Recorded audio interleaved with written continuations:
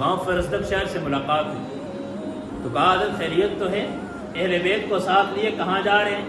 کہا کہ کوفیوں نے بلایا ہے، عراق کا سفر ہے، کوفہ جانا ہے، وہاں کے لوگوں نے خطوط بھیجے ہیں، 12,000 کے لگ بھگ خطوط میرے پاس آ چکے ہیں، وہ میرے ہاتھ پہ بیعت کرنا چاہتے ہیں اور وہ ظلم کا ساتھ نہیں دینا چاہتے، وہ ظالم کا ساتھ نہیں دینا چاہتے۔ میرے رب کی برگاہ میں حاضر ہونا ہے، کل کے دن اللہ پوچھیں گے بتا یزید ظالم حکمران بن رہا تھا، تو موجود تھا، بڑے بڑے موجود تھے، آپ کیوں نہیں گئے؟ پھر آپ کو چاہنے والے تھے، آپ کو بلانے والے بھی تھے، آپ کیوں نہیں گئے؟ کہا میں جانا چاہتا ہوں۔ فرزدق شاعر تھا، وہاں رہا تھا، اس نے کہا حضرت میرا تجربہ یہ ہے، ان کے دل اگرچہ آپ کے ساتھ ہوں گے، کوفیوں کے دل، حضرت حسین رضی اللہ تعالیٰ عنہ کو کہا کہ کوفیوں کے دل حضرت آپ کے ساتھ ہوں گے، ان کی تلواریں یزید کے ساتھ ہوں گی، ان کی تلواریں ابن زیاد کے ساتھ ہوں گی۔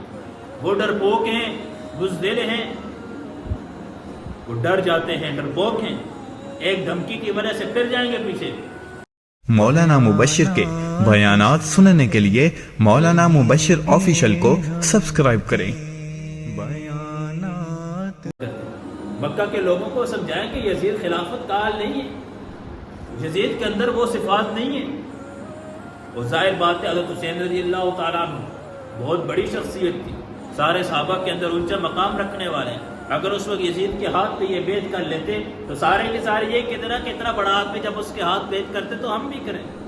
جیسے ہمارے ہاں جب ووٹ ہوتے ہیں کوئی بڑا آدمی، متقی پرہیزگار آدمی، کوئی عالم دین، بڑی اونچی سطح کا آدمی کسی کی ہاتھ پہ بیعت کرتا ہے، یعنی اس کو ووٹ دیتا ہے، اس کی تائید کا اعلان کرتے ہیں، تو سارے جو چھوٹے ہوتے ہیں سارے کہتے ہیں یار وہ اتنے بڑی شخصیت ہے، اتنے بڑے عالم دین ہیں، اتنے متقی پرہیزگار، جب اس کو ہاں کر رہے ہیں کہ ہاں وہ واقعی اس کا اہل ہے، جب انہوں نے بیعت کر دی، وہ ووٹ دینے کے لیے تیار ہو گئے، اس کی تائید کر رہے ہیں، تو ہم کون ہوتے ہیں؟ ہماری سمجھ اتنی نہیں ہے۔ تو حسین رضی اللہ تعالیٰ نے کہا کہ میں یزید کے نام کی یزید کے ہاتھ بیعت نہیں کر سکتا، میں یزید کے ہاتھ بیعت نہیں کر سکتا۔ کہا سختی کے ساتھ زبردستی میرے نام کی بیعت لینا شروع کر دو۔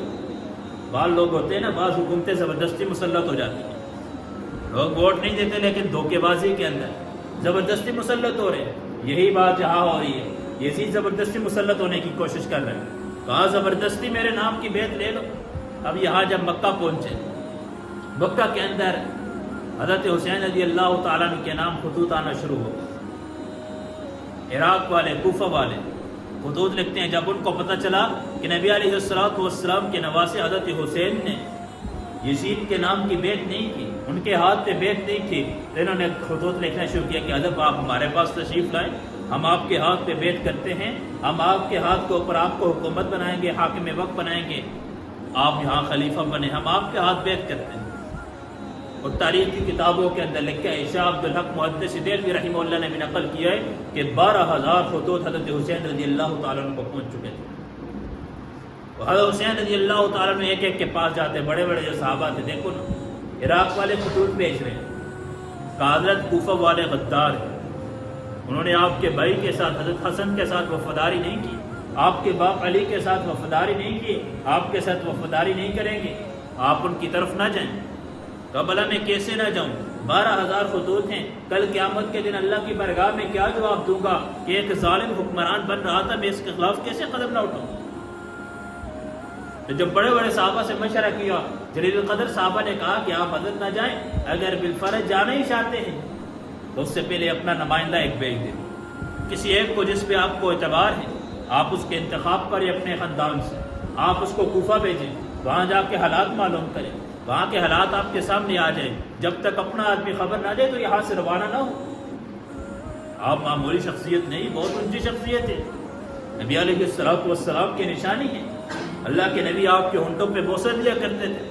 اللہ کے نبی خطبہ دینے کے لیے ایک مرتبہ کھڑے ہوئے تو دونوں نواسے داخل ہوئے، تو جیسے چھوٹا بچہ ہوتے ہیں بھاگتے بھاگتے گر جاتا ہے، تو جیسے کہ نبی علیہ السلام خطبہ چھوڑ کے بچے کی طرف گئے اور جا کے اپنے سینے سے لگایا اور پاس آ کے ان کو بٹھایا اور کہنے لگے واقعی مال اور جو اولاد ہے یہ آزمائش ہے، لیکن ان بچوں کی محبت نے مجھے یہاں سے ممبر سے اٹھایا، خطبہ دیتے ہوئے خطبہ چھوڑ کے میں ان کی طرف چلا گیا۔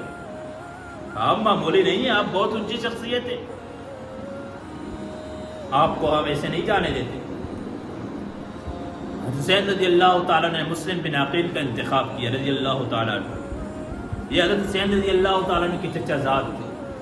کہا اب جائیں کوفہ کے اندر، وہاں کے سارے حالات دیکھیں، وہاں میرے نام کی بیعت لینا شروع کر دیں. پھر اس کے بعد جو حالات ہیں مجھے خطوط کے، کیونکہ نیٹ کا زمانہ تو تھا نہیں، موبائل تو تھا نہیں کہ ایک خبر شائع کل نے ساری دنیا میں پھیل جائے. وہاں پہنچنے کے بعد مجھے حالات سے واقفیت، مجھے سارے حالات کی واقفیت دے دیں کہ کیا حالات ہیں. مسلم بن عقیل جہاں سے روانہ ہوئے، مدینے سے سفر شروع ہوا. اب جیسے کوفہ پہنچے، پہلے دن کے اندر 12,000 کوفیوں نے حضرت مسلم بن عقیل رضی اللہ تعالیٰ عنہ کے ہاتھ پہ بیعت کی.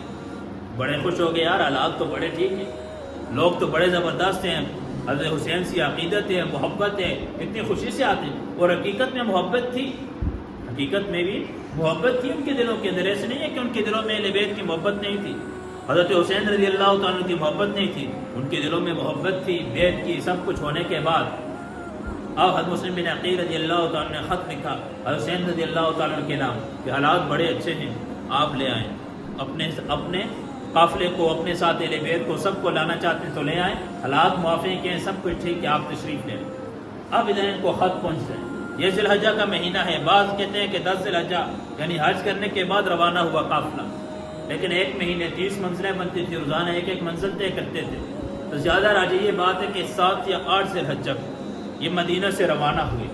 وہاں سے جیسے یہ روانہ ہوئے 30 دن کا سفر کرنے کے بعد 7 محرم کو کربلا کے میدان میں یہ قافلہ پہنچا. اب جیسے مدینہ سے یہ روانہ ہوئے، اب راستے میں زبالہ غالباً مقام ہے، وہاں فرزدق شہر سے ملاقات ہوئی. تو کہا حضرت خیریت تو ہے، اہل بیت کو ساتھ لیے کہاں جا رہے ہیں؟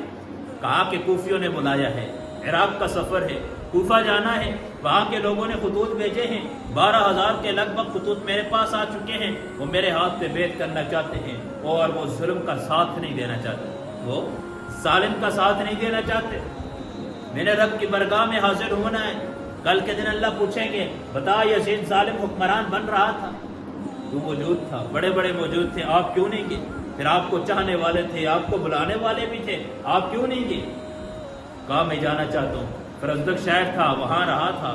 اس نے کہا حضرت میرا تجربہ یہ ہے، ان کے دل اگرچہ آپ کے ساتھ ہوں گے، کوفیوں کے دل، حضرت حسین رضی اللہ تعالیٰ کو کہا کہ کوفیوں کے دل حضرت آپ کے ساتھ ہوں گے، ان کی تلواریں یزید کے ساتھ ہوں گی، ان کی تلواریں ابن زیاد کے ساتھ ہوں گی.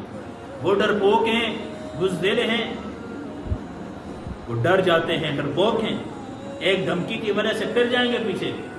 بیانات سچ رہیں گے ہمیشہ.